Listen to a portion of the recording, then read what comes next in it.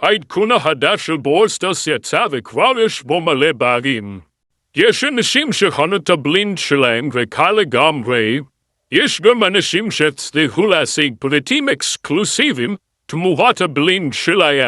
וגם אחרי 5 שנים הם הוסיפו אנימציה מיוחדת לסקין שיבה ניטה. והם גם עשו את מה שזה לא יהיה לפנגו.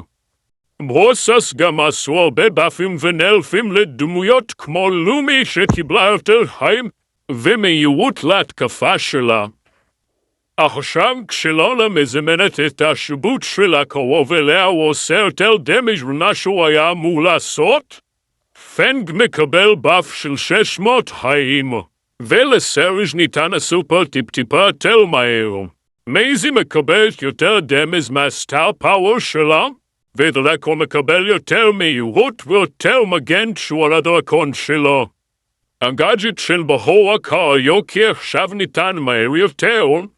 הסופר של דריל מוריד עכשיו טיפה יותר חיים, וז'יז'י תקבל יותר תחמושת ויותר מהירות בזמן שהיא תוקפת.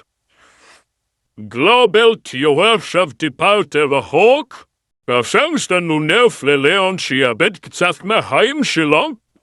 הסופר של זיגי ייתן לאט יותר, יהיה לו יותר דילי בהתקפה, והקולדאון של הגאדג'ט שלו יהיה ארוך יותר.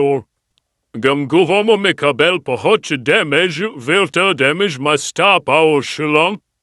המגן מהסטאר באפי של מורטיס יקבל קצת נרף.